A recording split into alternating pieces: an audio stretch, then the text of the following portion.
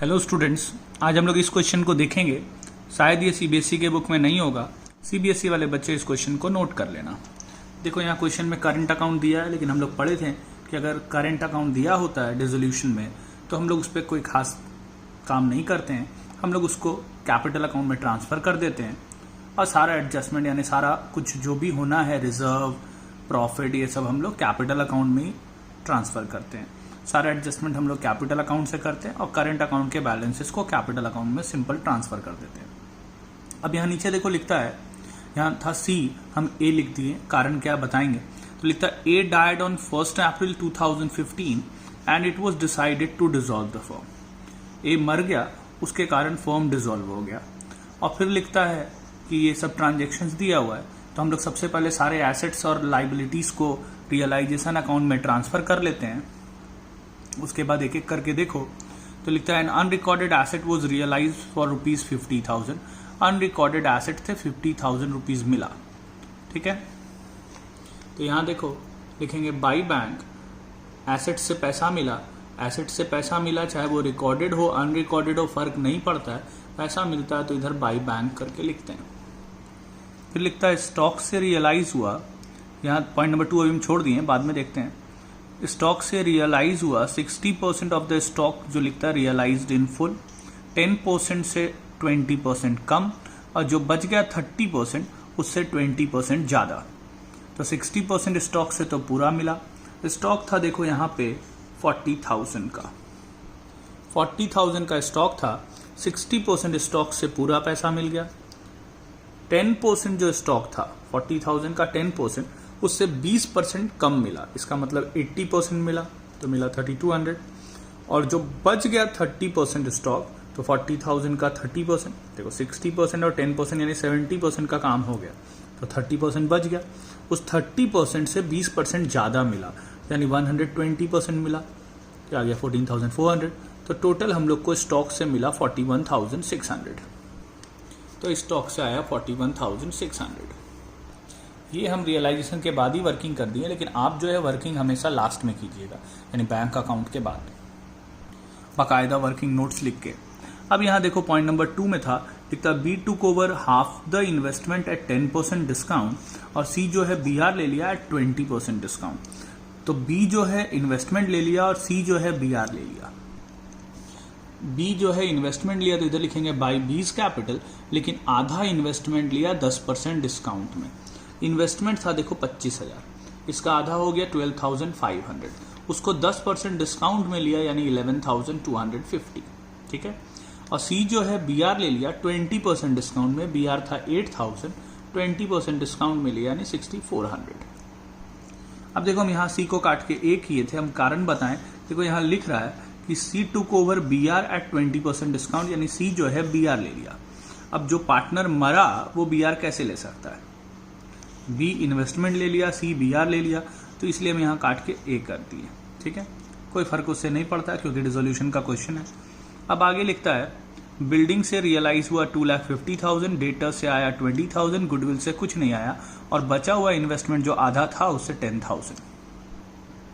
तो बिल्डिंग से आया 2,50,000, डेटर से 20,000 और बचा हुआ इन्वेस्टमेंट से 10,000, जोड़ के बाहर कर दिए। फिर लिखता है discount of 1,600 was allowed by creditors. Creditor हम लोग को 1,600 डिस्काउंट दिया, क्रेडिटर्स को पैसा देना था देखो 50,000, 1,600 डिस्काउंट दिया तो पैसा देंगे 48,400।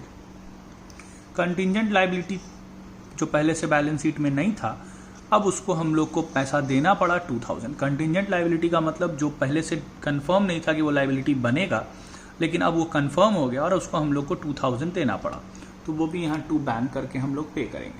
ठीक है, और कुछ नहीं है तो इसको टोटल करके बैलेंस करेंगे, तो बैलेंस आया 45,700। इसको पार्टनर्स में बांट देंगे। अब पार्टनर्स कैपिटल अकाउंट बनाएंगे, सबसे पहले बैलेंस बीडी लिखेंगे, करंट अकाउंट के बैलेंसेस को ट्रांसफर करेंगे। ए का बैलेंस लाइबिलिटी साइड था तो वो इधर ट्रांसफर होगा बाई करंट अकाउंट, बी और सी का एसेट साइड था तो इधर ट्रांसफर होगा टू करंट अकाउंट।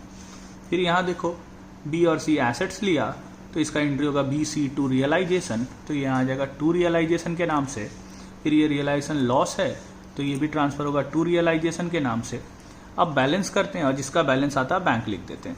तो तीनों का बैलेंस इधर आ रहा है, लेकिन पहले हम लोग ए का बैलेंस करेंगे क्योंकि ए मरा है, ध्यान दो।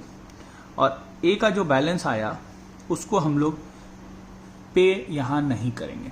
बी और सी का जो बैलेंस आएगा उसको यहां पे कर देंगे, लेकिन ए का जो बैलेंस आएगा उसको यहां पे नहीं करेंगे। ए का आया 1,10,850, लेकिन ए तो मर गया ना, तो जो मर गया उसको हम लोग कैपिटल अकाउंट में पे कैसे कर सकते? जो मर गया उसको पे नहीं कर सकते, तो हम लोग क्या करेंगे, उसके एग्जीक्यूटर अकाउंट में वो पैसा ट्रांसफर कर देंगे। तो 1,10,850 ए को देना था, ए तो मर गया, तो ये पैसा उसके एग्जीक्यूटर अकाउंट में ट्रांसफर कर देंगे। और फिर एक छोटा सा एग्जीक्यूटर अकाउंट 2 लाइन का बनाएंगे। यहाँ आ जाएगा ए के एग्जीक्यूटर अकाउंट में बाई एज कैपिटल के नाम से। एग्जीक्यूटर का मतलब हो गया उसका लीगल हेयर, यानी समझो नॉमिनी जो होता है उसका। तो 1,10,850 देना था, यहाँ उसको टू बैंक करके पेमेंट कर दिए। तो बैंक अकाउंट में फर्क नहीं पड़ा, एज कैपिटल की जगह एज एग्जीक्यूटर का नाम जाएगा, ठीक है, काम उतना ही हुआ। लेकिन बस हम लोग यहाँ पे पेमेंट नहीं करेंगे, एग्जीक्यूटर में ट्रांसफर करेंगे और 2 लाइन का एक एग्जीक्यूटर बना के उसमें पेमेंट कर देंगे। बी और सी का नॉर्मल है, पेमेंट कर देंगे जितना जितना आ रहा है। तो बी का आया 1,12,050 और सी का आया 1,03,100। इसका बैंक अकाउंट हम नहीं बनाए, इसको आप बना लीजिएगा। अब देखते हैं इस 56 नंबर क्वेश्चन को। आईएससी के बुक में भी ये क्वेश्चन होगा, नंबर्स आगे पीछे होगा। लिखता अरुण तरुण वरुण पार्टनर है, प्रॉफिट शेयरिंग रेशियो है 2:2:1 का, बैलेंस शीट दिया हुआ है, नीचे कुछ इन्फॉर्मेशन है। तो पहले सारे एसेट्स और लाइबिलिटीज को ट्रांसफर कर लेना। अब नीचे लिखता on this date the firm was dissolved, Arun was appointed to realise the assets, Arun was to receive 5% commission on the sale of assets and was to bear all expenses of realisation. Arun को 5% commission दिया जाएगा on the sale of assets and उसको realisation expense bear करना। बार बार बोल रहे हैं कि जो कमीशन मिलेगा ये अलग है और रियलाइजेशन एक्सपेंस जो बेयर करना उसको वो अलग है। अगर ऐसा लिखे सिर्फ कमीशन मिल रहा है तो इसका ये मतलब नहीं है कि वो रियलाइजेशन एक्सपेंस बेयर करेगा। यहाँ लिख रहा है रियलाइजेशन एक्सपेंस बेयर करेगा तो ही करना है, ठीक है। अब आगे पढ़ो। लिखता अरुण रियलाइज किया ये सब एसेट्स को, यानी अरुण ये सब एसेट्स बेचा, इतना इतना रुपया आया। स्टॉक से आया 36,000, डेटा से 45,000, इन्वेस्टमेंट से 80% ऑफ द बुक वैल्यू यानी आएगा 16,000। उसके बाद लिखता है प्लांट से 65,500। तो ये सब एसेट से पैसा आया। यहाँ लिखेंगे बाई कैश करके, क्योंकि बैलेंस शीट में कैश दिया है। टोटल आया 1,62,500। फिर लिखता है कमीशन, अच्छा एक पॉइंट है, एक्सपेंसेस ऑफ रियलाइजेशन दिया हुआ 5,500। इसको हम लोग कुछ नहीं करेंगे क्योंकि यहाँ लिखा है कि अरुण को बेयर करना है। तो अरुण को बेयर करना है तो एक्चुअल रियलाइजेशन एक्सपेंस जो भी होगा उससे फर्म को कोई लेना देना नहीं है, तब तक जब तक ऐसा नहीं लिखे कि एक्सपेंसेस फर्म पे किया। यहाँ लिख रहा है एक्सपेंसेस हुआ 5,500, लेकिन ऐसा तो नहीं लिखा फर्म पे किया, इसका मतलब वो अरुण पे किया। तो अरुण को बेयर करना था और अरुण पे किया तो फर्म को कोई लेना देना नहीं है। लेकिन अगर ऐसा लिख देता कि अरुण इसको बेयर करना था लेकिन फर्म पे कर दिया, अरुण बेयर करना था ये तो लिखा है, लिख देता फर्म पे कर दिया, तो फिर उसके लिए एक अरुण का ड्रॉइंग का एंट्री करते हैं हम लोग। एंट्री होता है अरुण्स कैपिटल टू कैश 5,500 का। लेकिन अभी फिलहाल इस पॉइंट से हम लोग को कोई लेना देना नहीं है क्योंकि अरुण को बेयर करना है और हम लोग मान लेंगे कि ये अरुण ही पे किया, क्योंकि ऐसा नहीं लिखा है कि फर्म पे किया, ठीक है। अरुण को कमीशन देने बोला था, इसका 5% cash, sorry stock, debtor, investment और प्लांट से जो आएगा उसका 5%। तो यहाँ लिखेंगे टू अरुण्स कैपिटल 8125। फिर यहाँ देखो लिखता commission received in advance was return to the customer after deducting 4,000। Commission received in advance था 12,000, इसमें 4,000 काट के बाकी पैसा हम लोग कस्टमर्स को लौटा दिए। तो यहाँ लिखेंगे to cash commission received in advance को लौटाएं 8,000। फिर लिखता फर्म हैड टू पे 8,000 for outstanding wages, this liability was not provided in the balance sheet. यानी एक अनरिकॉर्डेड लाइबिलिटी है आउटस्टैंडिंग वेजेस का, उसको पेमेंट किए। लाइबिलिटी रिकॉर्डेड हो अनरिकॉर्डेड हो फर्क नहीं पड़ता है, पैसा देते हैं तो इधर लिखेंगे टू कैश आउटस्टैंडिंग वेजेस का 8,000। फिर लिख रहा प्रोविडेंट फंड को 20,000 दिए, 20,000 था उसको 20,000 दे दिए, कितना था उससे मतलब ही नहीं है, लिख रहा 20,000 दिए मतलब 20,000 दिए। बिल्स पेबल के लिए कुछ नहीं बोला तो इसको पूरा 30,000 दे देंगे। क्रेडिटर के लिए भी कुछ नहीं बोला तो उसको पूरा 50,000 दे देंगे। ऐसा नहीं है कि एक बार कैश लिखे तो उसी के अंदर आना चाहिए, आप 2 बार 3 बार भी कैश लिख सकते हैं। बिल्स पेबल के लिए भी अलग से 2 कैश लिख सकते थे, ठीक है। जितनी बार यहाँ कैश लिखेंगे उतनी बार कैश अकाउंट में बाय रियलाइजेशन लिखना पड़ेगा, ठीक है। अब इसको टोटल करेंगे, बैलेंस करेंगे, आएगा 37,625 और इसको पार्टनर्स में बांट देंगे। कैपिटल अकाउंट और कैश अकाउंट हम नहीं बना रहे हैं, आप बना लीजिएगा।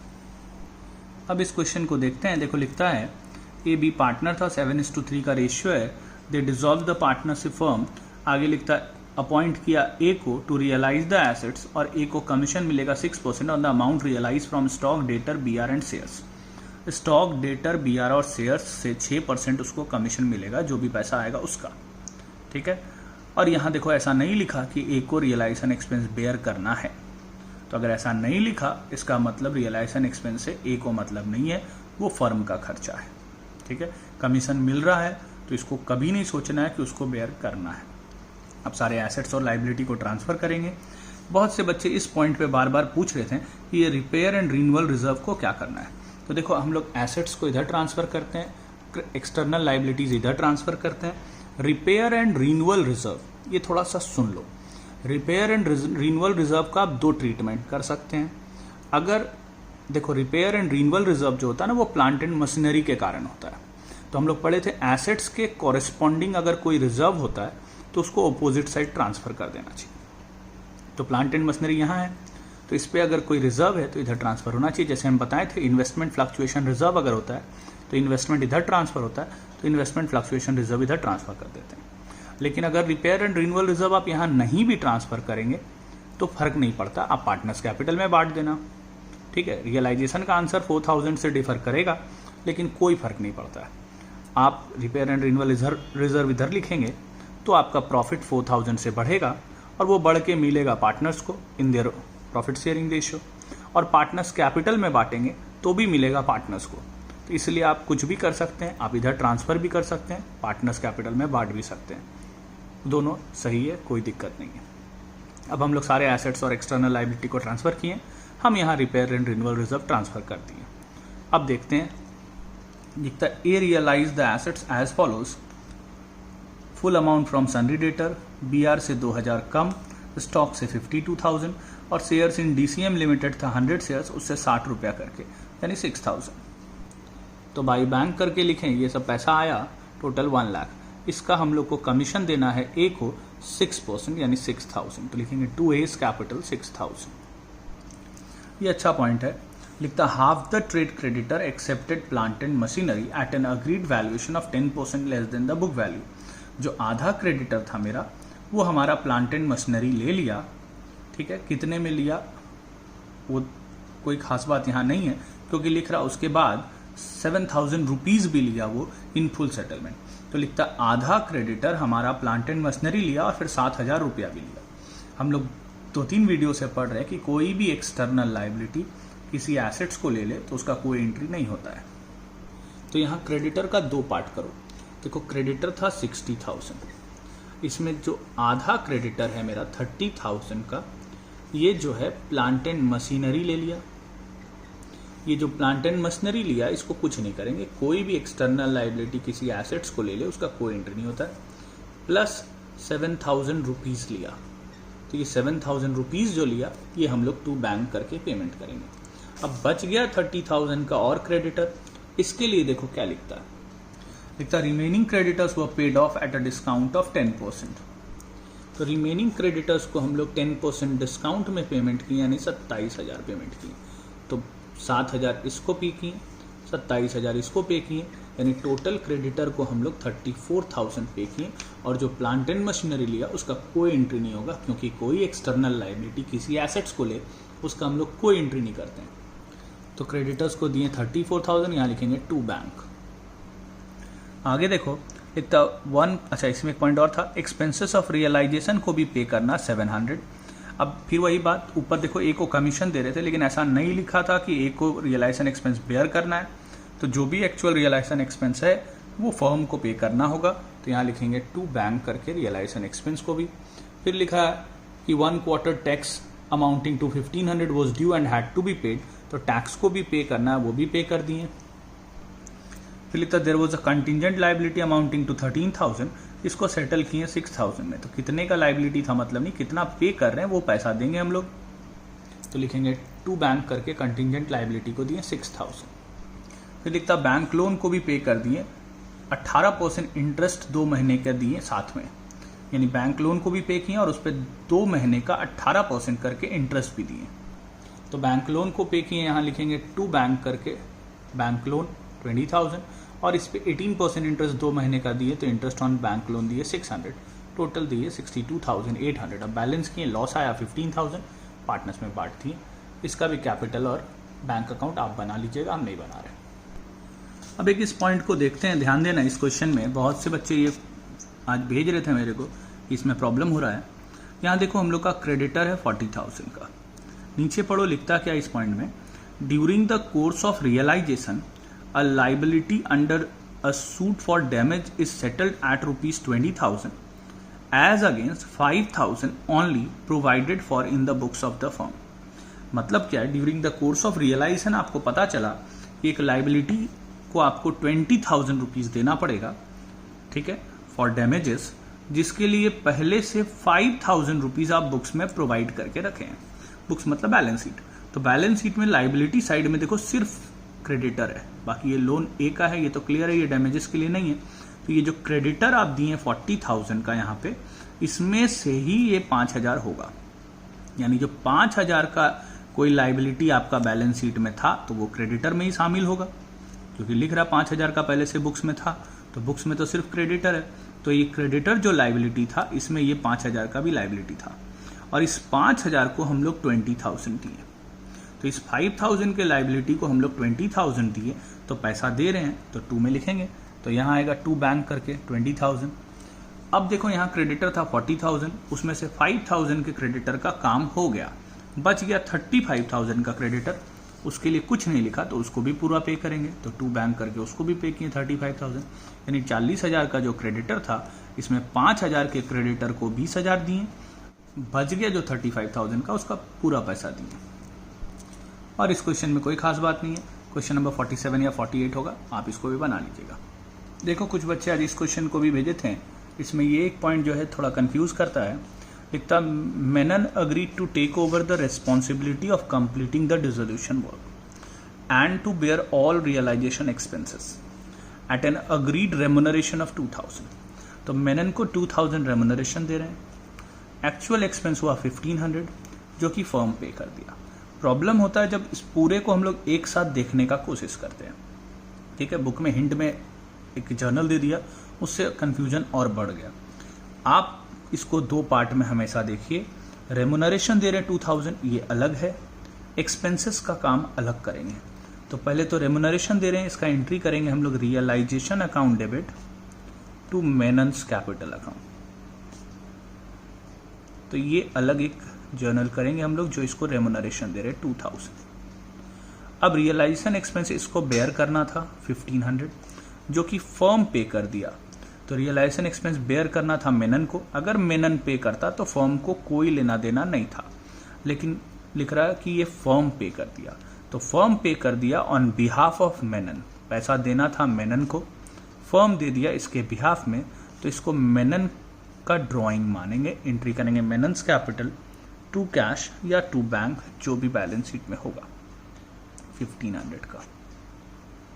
ठीक है, फिर से बता रहे हैं, रियलाइजेशन के मतलब उसको रेमुनरेशन दे, कमीशन दे, एंट्री होगा realisation account debit to Menon's capital, और रियलाइजेशन एक्सपेंस उसको बेयर करना था। अब रियलाइजेशन एक्सपेंस अगर वो बेयर करना था और वही पे कर देता तो फर्म को कोई लेना देना नहीं होता, लेकिन यहाँ पे फर्म पे कर दिया, तो फर्म पे किया ऑन बिहाफ ऑफ मेनन। और किसी के बिहाफ में अगर आप कुछ खर्च करते हैं तो उसका नाम लिखते हैं। जैसे एग्जाम्पल लो, हम लोग पढ़े थे 11 में, paid cash to Bhavana on behalf of Sangeeta, तो हम लोग एंट्री करते थे संगीता टू कैश। तो किसी के बिहाफ में आप पेमेंट कर रहे हैं तो उसका नाम लिखते हैं।